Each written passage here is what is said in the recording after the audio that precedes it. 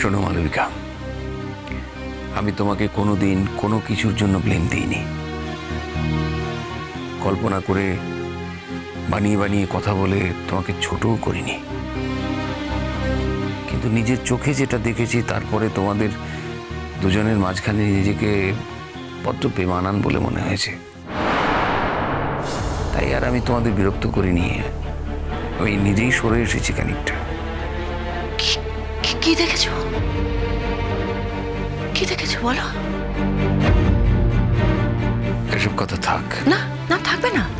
কেন থাকবে? কেন অবিন্দা বলো। তুমি বানিয়ে বানিয়ে যে কথাগুলো বলছো সেগুলো শেষ করো। বলতে পারছো না কেন? তার কারণ তুমি নিজের রাস্তাটা পরিষ্কার করার জন্য বানিয়ে বানিয়ে কথাগুলো বলছো। মালবিকা, আমাকে শুধু শুধু অসম্মান করো না, এটা আমি ডিজার্ভ করি না। বেশ তো, তাহলে তাহলে বলো কি দেখেছো বলো। বলছো না কেন? বললাম তো মালবিকা, থাক এসব।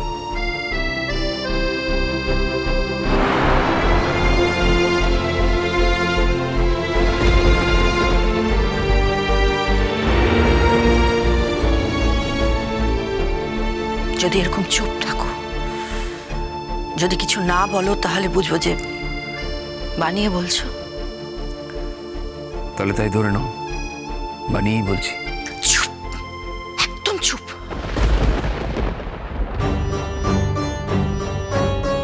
তুমি কি মনে করো নিজেকে? কি মনে করো তুমি? একটা মেয়ে তোমার জীবনে এসে তোমাকে এইভাবে বদলে দিয়েছে অবিন্দা, এইভাবে? স্ক্যান্ডালাইজ করতে চাইলে করো, আমি বাধা দেব না, প্রতিরোধও করব না। কিন্তু সেদিন হসপিটালে যখন দেখলাম তুমি অমিতাভর হাত আঁকড়ে বসে আছো, আর অমিতাভ তোমার হাতটা শক্ত করে ধরে বেঁচে উঠতে চাইছেন, তখন আমার মনে হয়েছিল আমার সরে আসা উচিত। আমার নিজেকে গুটিয়ে নেবার সময় হয়ে গেছে।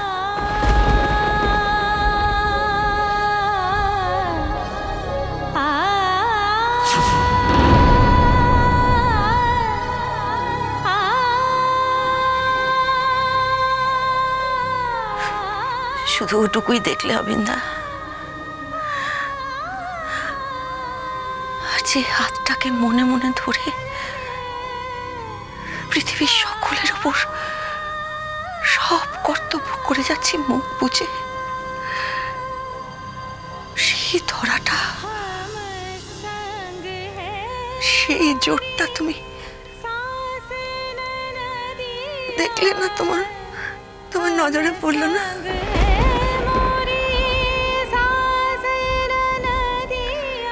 কিন্তু না মালবিকা, জীবনের অর্ধেক দিন কেটে গেছে, বাকি দিনগুলো এভাবেই কেটে যাবে। তাই তো, কেটে তো যাবেই। তোমার দিনগুলো সুন্দর করে কাটানোর ব্যবস্থাও তো তুমি করে নিয়েছো। তোমার তো কাটবে। মাঝে মাঝে মনে হয় মালবিকা, তুমি আমাকে চিনতে পারোনি, কখনো না। তাহলে ওই মেয়েটা তোমার কাছে রোজ আসে কেন বলো? আমি ওর চোখ দেখে বুঝেছি ও তোমাকে ভালোবাসে। বাসে হয়তো, আমি তো তা অস্বীকার করিনি। তাহলে তাহলে একটু আগে তুমি কি বললে? সে কথাটাও ঠিক। কেউ যদি আমাকে ভালোবাসে, আমিও যে তাকে। তাহলে তুমি ওকে অ্যালাউ করো কেন? কেন করো বলো? কেউ আসতে চাইলে না করব কেন? ও, না করতে পারো না মানে তুমি রিলিজ করছো? ওর যে তোমাকে ভালো লাগে, ও যে তোমাকে ভালোবাসে, সেটা তুমি রিলিজ করছো, ওকে না বলতে পারছো না। কেউ আমার প্রেমে পাগল নয় মালবিকা, পাগল হবার বয়সটা পার হয়ে গেছে।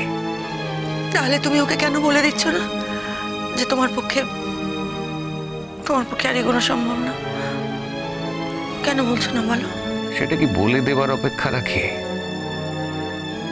যার জন্য নিজের যৌবন ভাসিয়ে দিলাম, তাকে ছাড়া অন্য কাউকে যে এখন আর নিজের জীবনে জড়ানো সম্ভব নয়, এটুকু বোঝার বুদ্ধি অন্য পক্ষেরও আছে।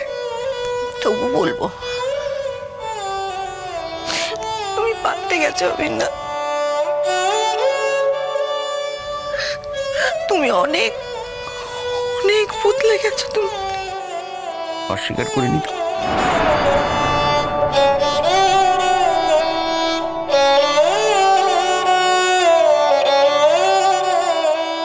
আমার বাইরেটাকে আমি সত্যি চাবুক মেরে মেরে রেখেছি মালবিকা।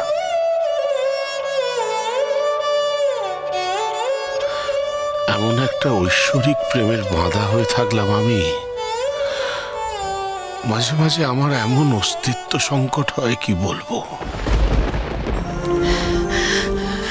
শোনো, আমি দেখতে চাই তুমি 3 দিনের মধ্যে নিজের পায়ে সোজা হয়ে দাঁড়িয়েছো।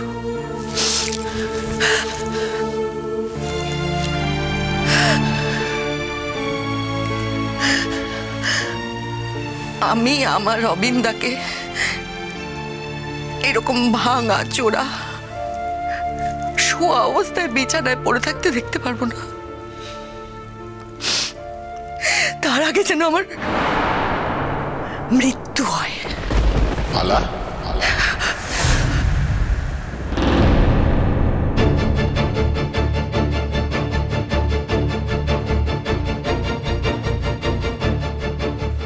তুমি বাড়ি ফিরে শুনলাম তোমরা সবাই এখানে, তাই অমনি তুমিও চলে এলে।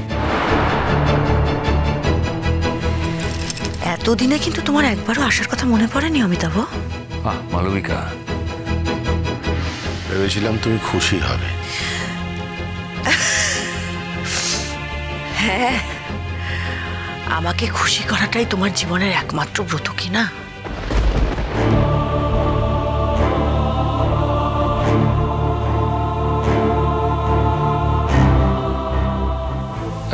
আপনি আসুন।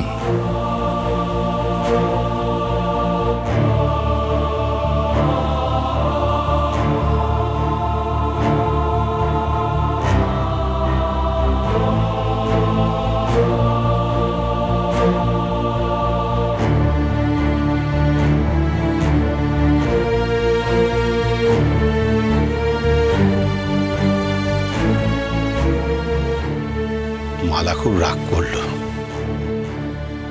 সরি, আসলে আমি ভাবলাম সবাই যখন এখানে আর আমার হাতেও আজকে সময় আছে, তো আমিও। প্লিজ আমাকে এভাবে এম্বারাস করবেন না। আমি কাউকে আসতে বলিনি। সবাই যখন এসে পড়েছে তখন আমিও অখুশি নই। আপনি এসেছেন বলেও আমার খুব ভালো লাগছে। মালার সঙ্গে আমাকে জড়িয়ে কথা বলবেন না প্লিজ। অবিন, বলুন। কেমন আছেন এখন? ভালো। ওই ফলগুলো খাবেন আর মালাকে বলবেন আমি চলে যাচ্ছি। এ বাড়িতে আমার অধিকার আছে। আপনি যদি আমাকেই দেখতে এসে থাকেন তাহলে আমি এখন আপনাকে যেতে দেব না। সেদিন মালাকে কেন জোর করলেন না অবিন? জোর করব? কি ব্যাপারে বলুন তো? বিয়ের ব্যাপারে। কেন অন্য পুরুষের কাছে যেতে দিলেন? মালাও তেমন ভালোভাবে যেতে পারলো না, আপনারও মালাকে পাওয়া হলো না। অমিতাভ বাবু, কি বলছেন আপনি? ভুল যে বলেনি তা আপনিও জানেন, কিন্তু এখন তো আর ওলটপালট সম্ভব নয় অবিন। বড্ড দেরি হয়ে গেছে। অথচ জীবন কিন্তু একটাই, কস্টলি জীবন।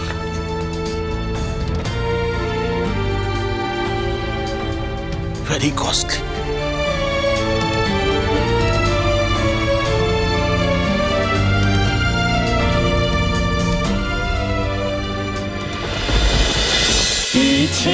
নদী